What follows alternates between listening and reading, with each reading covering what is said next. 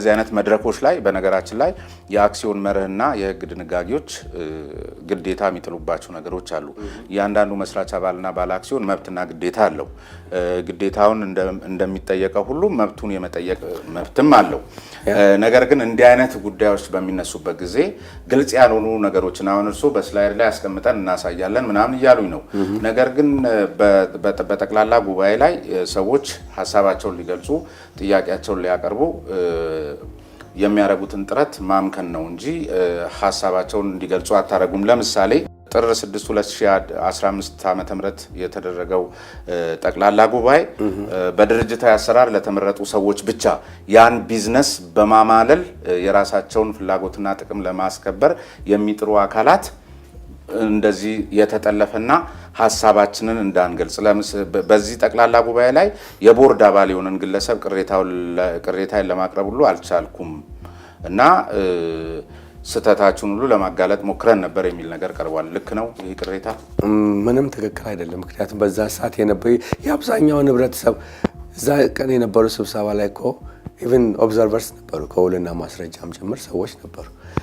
በቂ የሆነ ዲስከሽን በቂ የሆነ ጊዜ ተሰጥተው ሰዎች በቂ የሆነ ሀሳባቸውን አንሸራሽረው አብዛኛው ህዝብ ድምጽ ሰጥቶበት የተወሰነ ውሳኔ ነው። ፍስሐ የወሰነ ውሳኔ መስጠት አቅቷቸው ለእርሶ በወረቀት ጭምር ሀሳባቸውን የገለጹ አልነበሩ? በወረቀት ጭምር ካፍነናል አምባገነናዊ አልነበሩ? ከአንድም አሁን ለምሳሌ የተባለው የቦርድ አባል የምትለው ሰው ከአንድም ከሁለትም ከሶስት ጊዜ ሀሳቡን እንዲገልጽ እድሉን ተሰጥቶታል። እኔም ፊት ለፊት ነው ተናገር የነበረው ማለት ነው። ህብረተሰቡ ሀሳቡን ሰጥቷል። እኔ አይደለም ምስኪኖቹ ገበሬዎች ተነስተው ምን አይነት ምክር እንደሰጡት ቪዲዮ አለ እኮ። ቪዲዮውን ዌብሳይት ላይ ገብታችሁ ማየት ትችላላችሁ። ኤኒባዲ እዚህ መጫጫ ነበረው። እኛም ጋር አለ መረጃ። አራኛ ብርጋ በጣም ዲሲፕሊን የሆነ ስብሰባ ነው የነበረው። የተወሰኑ ግሩፖች ሳይሆን እኮ ሀሳባቸውን እንትን የማድረግ ሌላው ማጆሪቲውም ደግሞ ሀሳቡን ኤክስፕረስ የማድረግ አለበት። እኛ ማንንም ኢንፍሉዌንስ አድርገን የመጣ ነው። ከ5000 በላይ ተወካይ በነበረበት ሁኔታ ውስጥ ሁሉንም ሰው አድርገን የድርጅት ሰው ሳይሆን ነው። ለምሳሌ አቶ አካሉ ጳውሎስ ተብለው የሚጠሩ ግለሰብ እንደዚሁ ከፍተኛ እንትን መሆናቸውን ጠቅሰው ኢቭን እርሶን ጭምር ከበርኒ ማዶፍ ጋር አመሳስለው ስካመር ምናምን የሚል ነገር በጣም በዝርዝር ሰፊ አተታ ጽፈዋል። ይሄን ተመልክተውታል? ልክ ናቸው ሰውየው?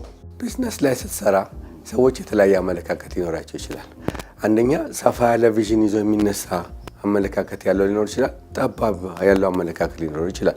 ሰዎች ኢንታይትል ናቸው። ስካመር ሊል ይችላል ወይ ዋትኤቨር ሊል ይችላል። ልክ እሱም እንዳለው ደግሞ እኛም ያር ኢንታይትል ተዋሩ ሆነ ኦፒኒየን አይደለም እንዴ? አካሄድ ላይ ለዚህ ነው ፐርፐስ ብላክ ላይ ሁለት የተለያየ ያመለካከት ያካሄድ አመለካከት ሊሆነቶች አሉ። የተወሰነ ግሩፕ ፐርፐስ ብላክ እርሻ ሆኖ ከብቷል። ትንሽ ነገር እየሰራ ቀስ ያለ እንዲያድግ የሚፈልግ ግሩፕ አለ። የተወሰነ ነገር ላይ ፎከስ አድርጎ እንደኛ አይነት ደግሞ ስንነሳ ከጅምሩ ጀምሮ እኔ ሌላ እርሻ ለማቋቋም አይደለም ፐርፐስ ብላክን በሐሳብ ይገባዋል። የጥቁር ህዝቦችን የ1.4 ቢሊዮን ጥቁር ህዝቦችን ችግር ለመፍታት ነው የተነሳሁት። እኔን ችግር የምትፈታው በሌላ ፔቲ ፕሮጀክት አይደለም፣ በሌላ የጫት እርሻ አይደለም፣ ወይም በሌላ ሱፐር ማርኬት በመክፈት አይደለም። ይሄ ነገር የምትፈታው ሆሊስቲክ የሆነ ስለ ኢትዮጵያ ገበሬ ስታወራ ኤንድ ቱ ኤንድ የሆነ ስለ ሲስተም ዲስራፕሽን ነው የምታወራው። ትልልቅ ነገሮች ናቸው። ይሄም አይገባው ሰው እሷ ላይ ነው አሁን ትልልቅ ነገሮች ነው የምታወራው የሚለው ላይ እኔም ራሴ አሁን አንዳንድ ዝም ብሎ ግልጽ ለማድረግ አሁን ይሄ ሰውዬ ሲነሳ የእናንተ ባለ አክሲዮን መሆኑን ተመለከትኩና ወደ ሌላ ደግሞ መረጃ ውስጥ ገባውና አሁን ትልልቅ ነገር ነው የምታወራው ቪዥነሪ ነህ ምናምን የሚሉት ነገር አለ እርሱና ቀደም ሲል እርሶ ያሏቸው ንግዶች በቀላሉ ትርፍ የሚሰበሰብባቸው የአክሲዮን የመሳሰሉት ላይ በራሱ እንደዚህ አይነት እርሶ እንደሚሉት ሰፊ ቁጥር ያለው ማህበረሰብን ያቀፈ ሳይሆን በጥቂት ሰዎችም የተጀመረና ለቁጥጥር በሚያመች መልክ እንኳን ያሉ አካላት ብዙ ጊዜ ተጀምረው ሲከሽፉ እንመለከታለንና ዌብሳይቱ ላይ ገብተህ ተመልከት ባሉኝ መሰረትም የእናንተንም ስመለከት ብዙ ነገሮቹ የሆነ ዝም ብሎ አለ አይደል ኢትዮጵያ ውስጥ የማይመስል ነገር ማማለል የሚለው ላይና ሰውየውም በዚህ ደረጃ እርሶን ከበርኒ ማዶፍ ጋር ሲገልጹት ለመመልከት ሞክሬያለሁ። ለተመልካቾችም ዝም ብሎ እንትን ለማለት መረጃውን ለመስጠት በመጀመሪያ ደረጃ እናንተንም ይቅርታ አቋረጥኩ። ሜዶፍ is a different thing is a scam, a pyramid scam. እኛ ፒራሚድ ስካም አለን። አይ አንደኛ አፕልን ከኦሬንጅ ጋር ኮምፔር እናርግ ለማለት ግን ማን ነው ማዶፍ ተመልካቾች እንዲያውቁት ነውና 150 ዓመት በጽኑ እስራት የታሰረ ነው በማለት ተፈርዶበት የሞተ ነው። በርኒ ማዶፍ በአንድ ወቅት ናስዳክ ስቶክ ኤክስቼንጅ ሊቀመንበር የነበረ ነው። ከዚያ በርኒ ማዶፍ ኢንቨስትመንት ሴኩሪቲስ መስራችና ሊቀመንበር ሆኖ ሰርቷል። ከዚያ በዋናነት አሁን እሱ የሚነሳበት እንትን በማይጨበጥ የትርፍ ተስፋ በማማለልና ለነባር ባለ አክሲዮኖች የትርፍ ዲቪደንድ በማስመሰል ከአዳዲሶቹ እየሰበሰበ በመስጠት በርካቶችን አጭበርብሯል። በዚህ መንገድ እኛ እየታለልን ነው እያሉ ዲያስፖራ ባለ አክሲዮኖች እርሶን ከዚህ ግለሰብ ጋር እያመሳሰሉ እየወቀሱ በተለያየ መንገድ እየጻፉ ለእኛም ተቋም እየጻፉ እንዲህ ለሚመለከታቸው የመንግስት የስራ አካላት የተጻፉ ደብዳቤዎች ለኤምባሲ ለመሳሰሉት እንደዚህ ይመለከቷል ተብሎ ከእናንተም ጋር የተጻጻፋችሁት የሚል መልእክት የመሳሰሉት እዚህ እኛ ጋር መጥቷል። በተቋም ደረጃ የተጻፈና እዚህ ላይ እርሱም እንደ አንድ የቢዝነስ ሰው ደግሞ የምንባለው ልክ ነው ወይ ሀሳቦትን የመስጠት መብቶትም ነው ለቀረበውም ቅሬታ መልስ የመስጠት ለዛ ብዬ ነው ማንሳቴ ይስጡ። አሁን እነዚህ በሙሉ የሚባሉት በሙሉ ሐሰት ናቸው፣ እውነቱን ለመናገር ማለት ነው። ፐርፐስ ብላክ ውስጥ ነው ከ18000 ሼር ሆልደር ውስጥ እኛ የምንሰራው ስራ ላይ የማይዋጥላቸው ሰዎች አሉ። በተለያዩ ምክንያቶች ፐርፐስ ብላክ ውስጥ ገብተው የተባረሩ ሰራተኞች አሉ። ቶፕ ሌቭል ላይ የነበሩ ሰራተኞች ሁሉ አሉ ገብተዋል። በአካሄድ ላይ ማንስማማባቸው አካሄድ ላይ የተስማሙ ሰዎች አሉ። እስካሁን ድረስ የምጠቅስልኝ ስለ አንድ ሰው ነው። አንድ ሰው የራሱን አስተያየት ኦፒኒየን የሚሰጥ እንግዲህ አንድ ሰው አይደለም፣ በጣም ብዙ። አሁን ለምሳሌ እኛ ጋር ከመጡ ተፈራርመው ከላኩት አኳያ 36 ዲያስፖራ ፐርፐስ ብላክ እና የነሱም ካፒታል አንድም ሰው ቢሆን ሻጥር አለ ብሎ ካጋለጠ ነው። በዛ ኩባንያ ካልተስማማ ሸጦ መውጣት ይችላል ሼሩ። አንድ ሰው ካልተስማማው ሸጦ መውጣት ይችላል ይባላሉ። ለኔ ግልጽ እንደ ማለት ቢዝነስ ላይ ቢዝነሱ ከተበላሸና ሻጥር ሌብነት ካለ አንድ ሰውም ቢሆን የማጋለጥ መብት አለው። በሱ መንገድ መልሶ ኤግዛክትሊ ሻጥርና ማጋለጥ አለ የሚባል ከሆነ ሳብስታንሲቭ የሆነ ኤቪደንስ ያምጡ እንዳጋልጡ አስፈራዙ ያርኮንሰን በማንኛውም የሼር ጨርሱና ኤቪደንስ ነግሩ የሼር ኩባንያ ታሪክ ውስጥ ማንም ካምፓኒ ያላደረገውን ነው። ዩዥዋሊ ሼር ካምፓኒ አንተም እንደምታውቀው ጠቅላላ ጉባኤ ላይ ነው ኦዲተሮች የሚመረጡት አለ። ኦዲተር ጠቅላላ ጉባኤ ላይ መረጥና ኖርማሊ ከአንድ ዓመት በኋላ ነው እንደሱ የተመረጠው ኦዲተር አይደለም። ጠቅላላ ጉባኤ ኦዲተር መርጣችኋል? እንደውም አሁን ተመርጧል። አሁን ያኔ ግን ያን ኪሳራ ያልተደረገበት ምክንያት ምንድን ነው? የቢዝነስ ኔቸር አንድ ክሪቲሳይዝ ማድረግ እኮ አንድ ቀላል ነገር ነው። ካምፓኒ ይቋቋማል። ካምፓኒ ሲቋቋም ኖርማሊ ኤግዛክትሊ ያኛው ኪሳራን መጠራጠር ፈጥሯል። በጠቅላላ ጉባኤ ያልተመረጠ የውጭ ኦዲተር መጥቶ 62 ሚሊዮን ብር ከሰረን ሲለን ኢንቨስትመንቱ ላይ ጥርጣሬ ያደረብን የሚል ነው። በህጉ መሰረት ኦዲት እንደረግ ያለው ማን ነው? እነሱ እኮ ተደረጉ ብለውን አይደለም። ኦዲት እንደረግ ያለው እኛ ራሳችን ኤክስተርናል ኦዲተር ይቀጥላል። ለምን አላችሁ ጠቅላላ ጉባኤ ሳይመርጥ እንዴ? አንተ ምን አለበት ኤክስተርናል ኦዲተር ይቀጠርና እኛ ትራንስፓረንት እንሆንና ምን አለበት ጠቅላላ ጉባኤን ብታስቀር? ጠቅላላ ጉባኤ ከሚጠራው ጠቅላላ ጉባኤ ሳይመረጥ ኦዲተር ያላችሁበት ምክንያት ራሱ ችግር አለው። በራሳቸው 60 እነሱ እንደዛ ሊሉ ይችላሉ። እኛ ግን ያልነው ደግሞ ምን መሰለህ ትራንስፓረንት እንሆን ያለው። በውጪ ኦዲተር አንተ ትራንስፓረንት ጠቅላላ ጉባኤ ውጪ ይመረጣል ዶክተር? ምኑ የውጪ ኦዲተር ሊመረጥ ይችላል። ምንም ችግር የለም። ለኔ ስህተቱ እኔ የሂሳብ ባለሙያ አይደለሁም፣ ግን የአሰራርና የመርህ ሲጣስ ሌላ ተልቋል። መሪው የተጣሰው ያለ ጠቅላላ ጉባኤ የውጭ ኦዲተር የትም ሀገር ላይ ተመርጦ አያውቅም። ያለ ጠቅላላ ጉባኤ የተመረጠ የውጭ ኦዲተር ይሄን ከሰርኩ ቢል የሆነ ነገር ሊያረግ ካልሆነ በስተቀር አሁን ሁልጊዜ መርህ ሲጣስ ችግር አለ። መሪው የተጣሰው ምንድነው? ማኔጅመንቱ የውጭ ኦዲተር መቅጠር አይችልም የሚል ህግ አለ። የኛ ስለኛ ህግ ደንብ አክሲዮን ህግ ጠቅላላ ጉባኤ ነው የውጭ ኦዲተር የሚጸድቀው። ያኛው ጠቅላላ ጉባኤ በሚመርጥበት ጊዜ ነው። በመሀል ባለበት ጊዜ ውስጥ እንተማመን።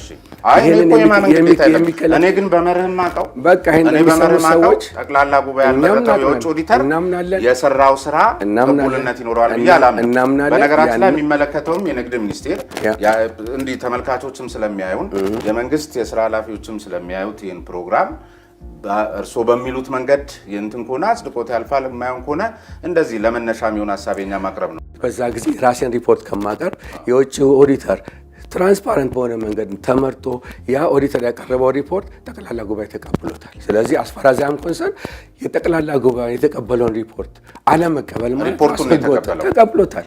ኦዲት ሪፖርቱ ተቀብሎታል። ስለዚህ ተጨማሪም ካሉት በዚህ ጉዳይ ላይ ሐሳብ ቪዲዮን ለምን አያምሰው የጠቅላላ ጉባኤ ኦዲተሮች ሪፖርት እኔ አሁን ዋናው ኢሹ ጠቅላላ ጉባኤ ያላጸደቀው የውጭ ኦዲተር መርምሮታል አቅርቧል። ከዛ ጸደቃችሁ ነው ጸድቋል። በቃ እዛ ላይ እንዝጋው በቃ። ኮንስትራክቲቭ ክሪቲክስ ማካተትን የሚያስችል ወራዊ የሂሳብና የስራ ሂደት ማሳያ ሪፖርት እንዲፈጠር የጠየቅነውን ጥያቄ ውድቅ አድርገውብናል ተብሎ በእርሱ ላይ ቀርቧል። አጭር መልስ ውሸት። እንደውም እኔ ነኝ ማንዝሊ ሪፖርት አይደለም እንደ ማንኛውም ካምፓኒ ኤቭሪ ኳርተር ፐርፐስ ብላክ ሪፖርት ያርግ ብዬ ሀሳቡን ያቀረብኩት እኔ። ሌላ ህጋዊ ወኪሎቻችንን ለጠቅላላ ጉባኤ በሚመዘገቡበት ወቅት የድምፅ ውክልናቸውን ከከፈልነው የአክሲዮን ብዛትም አሳንሰውብናል። እንግዲህ እኔ ተደርጎ ከሆነ ስፔሲፊካሊ ካለ ሪፖርት ይቅረብልን። ስንትና እኮ ይሄን ለማቅረብ ለእርሱ የተጻፈ ደብዳቤም አለን። እኛ አሁን እንደዚህ ነው ስላልደረሰኝ ደብዳቤ እንግዲህ አላውቅም። አስፈራዚያም ኮንሰርን ስለዚህ ጉዳይ ምንም የማውቀው ነገር የለም። እኛ ግን የሰዎችን ሆኖ ማወቅ ግዴታ የለበትም። እስካሁን ድረስ አልመጣማ። አሁን ሪፖርት ካልመጣልኝ በምን አውቃለሁ? አስፈራዚያም ኮንሰርን የዛ ዕለት የነበረው የምዝገባ ሂደት ብታየው ነበረ በጣም ትራንስፓረንት ሰራተኞች ሆን ብለው የግለሰብን የድምፅ እንትን የመቀነስ ነገር ተሰርቶ ከሆነ እንግዲህ አላውቅም። ስለማላውቀው ሌላ ግን ያስደነገጠ በጣም የዛን ቀን እስቲ ረብሻ ነበር። ድምፃችን ነበሩ እኮ ኦብዘርቨሮች አሉ። ለምን ከውልና ማስረጃ ያመጡትና አትጠይቅም? የምዝገባውን ሂደት ቆሞ ሲከታተሉ ነበር እና እነሱ የተከታተሉት ሂደት ላይ ረብሻ ነበር። ስለ ረብሻ ሳይሆን የድምፅ ውክልናችን ከከፈልነው አክሲዮን ብዛት አንሷል የሚል ማስረጃ ይዘው መጠየቅም እርሱ አልደረሰኝም ነው። ይሄንን ለሚመለከተው ክፍል አቅርቧል። እኔ እኮ ትልቅ ኦርጋናይዜሽን ነው የምመራው። 3000 ሰው ያለበት ነው። ለእርሱም እንግዲህ በግልባጭ እንደቀረበም ያመላከተ ሰነድ ነው። እኔ ጋር አልቀረበም ምንም ደብዳቤ። ሌላ አንድ ግን ተደርጎም ከሆነ ሊገርም የሚችል ነገር የካፒታል ዝውውርን በባንኮች በኩል በግልጽ ማስተላለፍ ይገባ የነበረውን የሂሳብ ክፍል በማኮላሸት ገንዘብ ወደ ግለሰቦች እንዲሄድም ተደርጓል። ውሸት እንግዲህ ኤቪደንስ ካለ አምጡ። ይሄም ውሸት ነው። እሺ የሼር ሰርተፊኬት የተለያየ ምክንያት እየፈጠሩ አለመስጠትም አንዱ የፐርፐስ ብላክ ኢትዮጵያ ትልቅ ድክመትና ቅሬታ ያስነሳብን ነው። ስለዚህ እና በተደጋጋሚ ሊያውም ያው እዚህም አለ በጽሁፍም በቃልም ያቀረብናቸውን ጥያቄዎችም መልስ እየተሰጠን አይደለም። ውሸት ነው። ፐርፐስ ብላክ ከጀመረ ጀምሮ የሼር ሰርቲፊኬቱን አቁሞ በፈቀደ ምክንያቱም ብዙ ሰው ይመዘገብ ስለነበረ ይሰጣል። ኖርማል የሚሰራ የነበረው በእጅ ነበር፣ ካሊግራፊክ ነበር የሚሰራ ነበር እና ያ ሂደት ሰዎችን የመጎተት ሂደት ነበር። ገብተዋል። አሁን ምንድነው የተደረገው? ያንን ወደ ኦቶሜት ወደ ማድረግ ገብተናል። ዲጂታላይዝ አድርገናል። ዲጂታል ስላደረግን አሁን ቶሎ ቶሎ የመስጠት ሂደት ነበር። ስንት ነበረ ቀደም ሲል የጠቀሱልኝ? 18000 ባለ አክሲዮኖች አሉ። አሁን ለምን ያህሎቹ ሰጣችሁ ሰርቲፊኬት? እኔ ጥያቄ ብስተድ ነው ነግረህ ነበረ። ግን ያን ዴታ ባለብል ግን እናንተ ሰርቲፊኬት የመስጠት እንትን ቀባ ምናምን ውሸት ነው። ውሸት በዛ። እሺ አንድ ግን ምንም ለምንድን ነው የሰውን ሰርቲፊኬት የምናገድበት ማንሰጥበት ምክንያት? አይ ዶንት ኖ አይሰጡንም አሉ። ለመደበቅ ለመሰወር አሉ። እርሱ ውሸት ነው አሉ። ልክ ካሉ እነዛ ሰዎች በስም በእንትን በቀን በጊዜ በደንብ ሊስት ይምጣልና እኔ እዚህ መጥቼ ዲፌንድ አደርጋለሁ ራሴ። እነዚህ ሰዎች ተከልክለው አይሆንም ተብለው ከተባለ ዲፌንድ አደርጋለሁ። በስራ ሂደት መዘግየት ከነበር ለእርሶ እኮ በቃል በጽሁፍ የቀረቡ ግልባጭ ደብዳቤዎችን እኮ እኛ እዚህ ቴሌቪዥኑ ላይ እናሳያለን። ይታይ እኔ እስከምደርስ አልደረሰኝም። በሲኢኦ ተብሎ አልደረሰኝም። አስመዝግቦ ሰጥተዋል። ቢሮ ሰጥተው መዝገብ ቤት ገብቶ ለዶክተር ፍስሐ ተብሎ የተመዘገበበት ካለ ጎን ለጎን አብረን በፊት በኢሜል ለምሳሌ የምትለዋወጡት የራሳችሁ ያ ታስክ ፎርስ ውስጥ በኢሜልም ታስክ ፎርስ ነበራችሁ። ፐርፐስ ብላክ ግሎባል የሚባል ትልቅ ኢኒሼቲቭ አለ። እሱ ውጭ ያለ ነገር ሌላ ነገር ነው። ከዚህ ጋር ከፐርፐስ ብላክ ኢትዮጵያ ጋር ምንም አይገኝም። ታስክ ፎርስ እነዚህ የምትላቸው ብዙዎቹ ሰዎች ኮምፕሌን የሚያቀርቡት እዛ ላይ የነበሩ ሰዎች ናቸው። ለምሳሌ አንድ ግለሰብ የእናንተው ባለ አክሲዮን እንዲሁ ከጻፋቸው እንትኖች ውስጥ የተመለከትኩት ምናልባት ቀደም ሲል ያነሳናቸውን ሁሉ ጠቅልሉ ለመመለስ ስለሚመችል አንሳውና የምርት መጋዘናችሁ ውስጥ ከፍተኛ የምርት ብክነት እንደሚታይ፣ ከመጋዘን ወደ መሸጫ መደብሮች በቀጥታ ወደ ሸማቾች የሚከፋፈለው ምርት በአግባቡ ተሰንዶ ክትትል የማይደረግበት፣ በመጋዘን ውስጥ ያሉ ሰራተኞች የቅጥር ሁኔታ የማይታወቅበት፣ የስራ ሰዓት ቁጥጥር የሌለበት፣ ደሞዝ በወቅቱ የማይከፈልበት ወዘተርፈ የተዝረከረከ መሆኑን ጠቅሶ እንደገና ቀደም ሲል ያነሳነውንም ኪሳራ በዚህ የተነሳ ነው ወደሚልም ተነስቶ እንደገና ይሄ ሁሉ ያለ ደግሞ ዋና ስራ አስፈጻሚ ሲዮ በዚህ ሰዓት ላይ ቀደም ሲል ያሉኝንም እንደዚህ ህብረተሰቡን ተጠቃሚ ማድረግም አላማ አንግቧልና $8000 ደሞዛቸው እንዲሆን ጠይቀዋል የሚል በተወሰኑ ግለሰቦች የሚመራ ፐርፐዝ ብላክ ውስጥ የነበሩ በተለያየ ምክንያቶች እንዲወገዱ የተደረገ ያ ቢዝነስ ላይ ስትስማማ ትስማማለህ፣ ሳትስማማ ደግሞ ትለያያል የኖሩ ያሉ ፐርፐዝ ብላክ ለሚሰራቸው ማናቸው እንደዚህ የሁሉ ነገር ችግር እያለ ፐርፐዝ ብላክ ያደረገ ላለው ኮንትሪቢዩሽን ስሜት የማይሰጣቸው ዋን ወራ ነገር ፐርፐዝ ብላክ ገደል እንዲገባ የሚፈልጉ ሀሳብ ያላቸውና ሞቢላይዝ የሚያደርጉ ግሩፖች አሉ። ዋን ወራ ናዘር ኤቭሪ ኢንች የምናደርገው ነገር ሁሉ የማይዋጥላቸው እኔ ማለት እኛ ጻድቅ ነን አይደለም፣ ሁሉ ነገር ፐርፌክትሊ እንሰራለን ማለት አይደለም። ይሄ ፐርፐዝ ብላክ አዲስ ኩባንያ ሁል ጊዜ አዳፕት ያደረገ ፍሌክሲብል ሆኖ አጃይል ሆኖ መንቀሳቀስ ያለበት አይደለም። በተለይ ኢትዮጵያ ውስጥ ባለንበት ተጨባጭ ሁኔታ ማለት የሀገሪቱ ተጨባጭ ሁኔታ ሁሉም ሰው ያውቀዋል። በዚህ ሁኔታ ውስጥ ለኔ ሳክሰስ ማለት ከዜሮ ተነስተህ 3000 ሰራተኛ እንዲበላ እንጀራ መፍጠር መቻል ማለት ትልቅ ነገር ሳክሰስ ነው። ለኔ ከምንም ተነስተህ 15000 ገበሬ እዚህ ውስጥ አስገብተህ ያ ገበሬ ነገ በክላስተር ተደራጅቶ ህይወቱ ከበሬ ማረስነት ወጥቶ ወደ ትራክተር እንዲገባ ለማድረግ መንቀሳቀስ ማለት ትልቅ ነገር ነው። እውነቴን ነው የምልህ። ለእኔ ማለት ዛሬ ከበሬው ጋር ሌላ ቦታ ላይ 60 ብር እየተሸጠ አንተ ከደላላ ጋር እየተሻማ አምጥተህ ለሰው 10% እያተረፍክ ምርትን ይህን ሁሉ ከበር ለማድረግ መንቀሳቀስ ማለት ሳምንት ነው። ያ ማለት ግን ፐርፐዝ ብላክ እንደማንኛውም አዲስ ተቋም ፐርፌክት ሆኖ አልተወለደም። እግዚአብሔር እጁን አጥቦ እንደዚህ አድርጎ ጠፍጥፎ አልሰራው። ሌብነት ፐርፐዝ ብላክ ውስጥ አለ። ዛሬ ፋይት የምናደርገው እውነቴን ነው። ዳተኝነት አለ፣ አጭበርባሪነት አለ፣ እርስ በርስ ትናንትን በዚች በአጭር ጊዜ ውስጥ በጣም ብዙ በመቶዎች የሚቆጠሩ ሰራተኞች ነው ያባረርነው። ለምን ብትል የነበሩትን ችግሮች ማለት ነው። በአጭር ጊዜ ውስጥ እንደዚህ ኤክስፓንድ በምታደርግበት ጊዜ ራሱ ይዞ የሚመጣው ቻሌንጅ አለ። እንደ ተቋም የምታደርገው ምንድን ነው?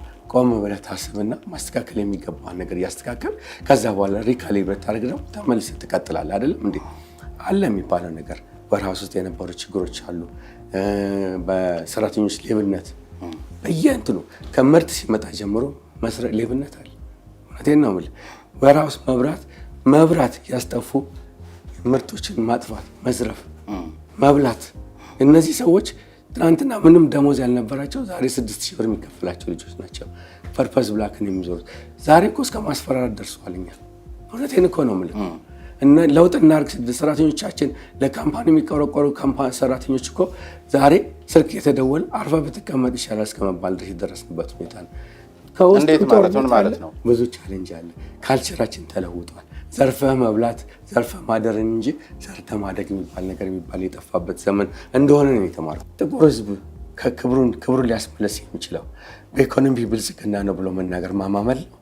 ፋክት ነው የምናወራ ያለ ነው። ምክንያቱም ፋክቱ ዛሬ አሜሪካን ያደረጋት ኢኮኖሚዋ ነው። ዛሬ ቻይና ያደረጋት ፖለቲካዋ ሳይሆን ኢኮኖሚዋ ነው።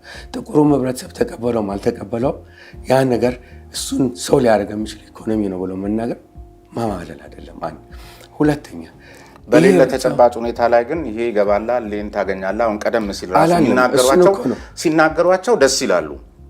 ግን ግራውንድ የሌለው ነገር ላይ ሳይንሱ ወረቀቱ ሁሉ ኢትዮጵያ ውስጥ ተግባራዊ ላይ ይችላል አይደለም። ስሜነ ግራውንድ ያለለ ማማለል ማለት በነገራችን ላይ ምሳሌ ሌሎቹ ሀገራት ላይ ብዙዎቹ አሜሪካ ውስጥ ያሉ ስካመሮች እንደዚህ ነው ንግግራቸው አይደል? እንደዚህ አይደለም። እንደዚህ አይነት አይደለም። እኔ የተናገርኩት አሜሪካን ያደረጋት ኢኮኖሚዋ ነው አይደለም እኮ እሱ ያሉት ይሄንን ነው። ስለዚህ ምንድነው ማማለለው? ጥቁሩ ህብረተሰብ ራሱን ነፃ የሚያወጣው ክብሩን የሚያስመልስ ማማለል አይደለም። ፋክት ነው አይደለም። ስለዚህ ለምንድን ነው ማማለል የሚባለው?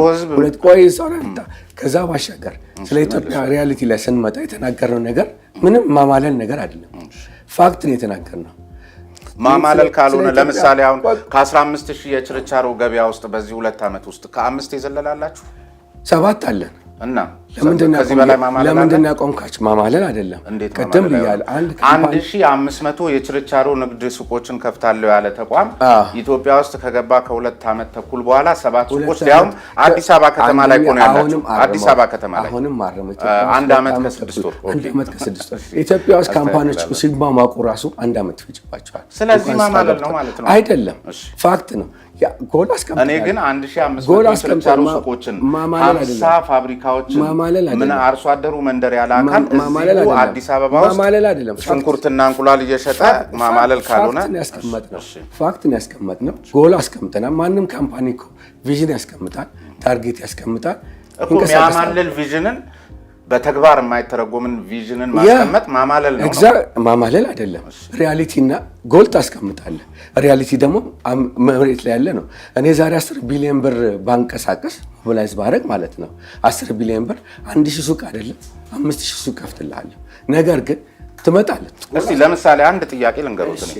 እያንዳንዱ ባለ አክሲዮን በምን ያህል ዓመት ትርፍ ክፍፍል እንደሚደርሰው ስንት እንደሚደርሰው የተቀመጠ ነገር አለ? እኛ ታርጌት አድርገን የተቀመጠ አናውቀውም እያሉ ነው አስቀምጠናል። ዶክመንቶችን ውስጥ ማየት ይችላለሁ። አርዋይ ብለን ያስቀመጥነው ሰው አጠቃላይ 25% ከባንኮች ያልተናነሰ ብድር ሪተርን አፍተር ላይክ 2 or 3 years መስጠት እንጀምራለን። በ4 እና በ5 ዓመት ውስጥ ሪተርናቸውን ይመልሳሉ። አሁን ግን 62 ሚሊዮን ብር እየከሰራችሁ ነው።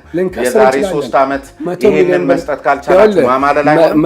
ዛሬ 60 ሚሊዮን ብር ከሰረ በሚቀጥለው ዓመት ገና ሲጀምር 62 ሚሊዮን ብር የከሰረ ተቋም ካምፓኒ ከዛ ይሄ ያጋጥማል ብሎ ንግግር ማማለል አይሆንም። ፋክት ነው።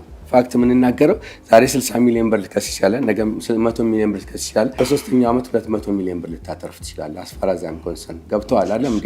በአራተኛው ዓመት 500 ቢሊዮን ብር ልታተርፍ ትችላለህ። ፋክት ይሄ ነው። ሪያሊቲ ይሄ ነው። እኛ ስንመጣ ታርጌት ያደረግነው ያን እንዳልከው የዘረዘርካቸው ነገሮች በሙሉ ካፒታል አስቀምጠናል አይደለም? 10 ቢሊዮን ብር ካፒታል ሬዝ እናደርጋለን። እነዚህ ነገሮች እንሰራለን። ኢትዮጵያ ውስጥ መጣን። አክሲዮኑ ተሸጦ አላለቀም፣ ገና እየሸጣችሁ ነው። 1 ቢሊዮን አለን፣ ግማሽ ቢሊዮንም ሬዝ አለን ገና።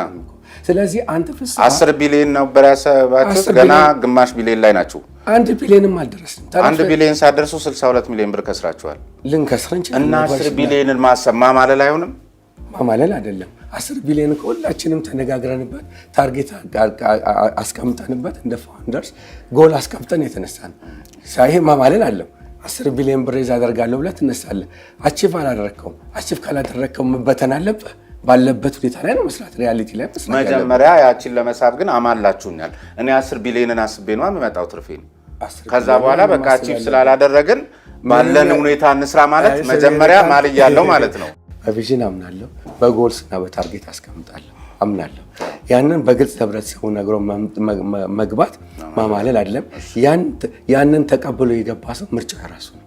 ከዛ በኋላ ለሚሆነው ነገር ኃላፊነቱን ራሱ ነው መውሰድ ያለበት። ዋሽቸው ቢሆን ሌላ ነገር ቢሆን ሌላ ነገር ነው።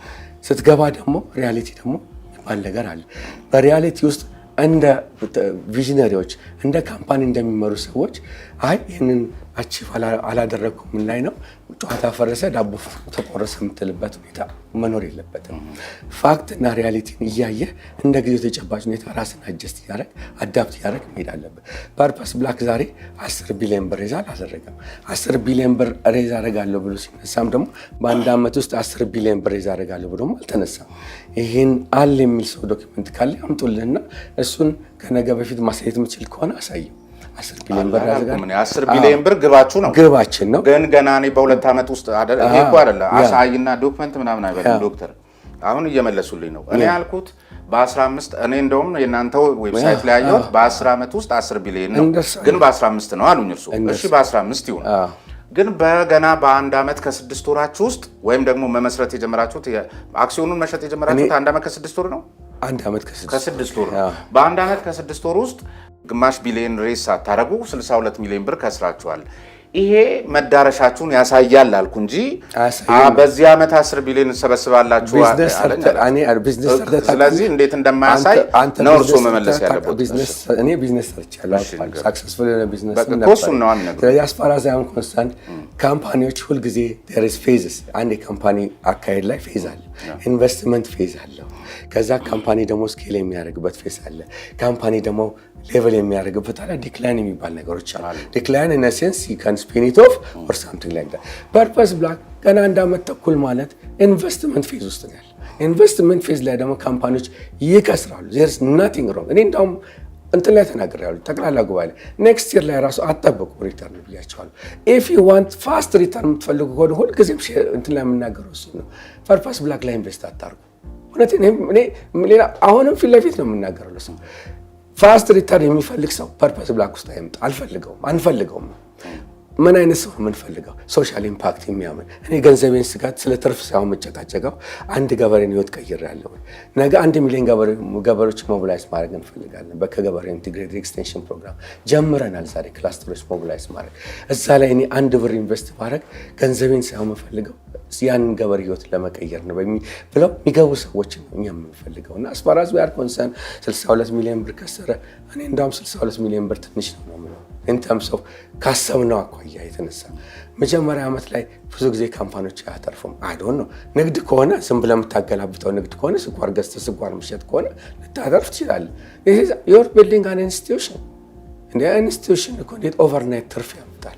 በጣም ጥሩ። እንግዲህ ይህንን ፐርፐስ ብላክን በተመለከተ ባለ አክሲዮኖች ያነሷቸው አቤቱታዎች በተቋማችን ስም የተጻፉ ደብዳቤዎችን መሰረት አድርገን ግን ደግሞ አጠቃላይ ፐርፐስ ብላክን እንቅስቃሴና መነሻ ሀሳቦችን ይዘን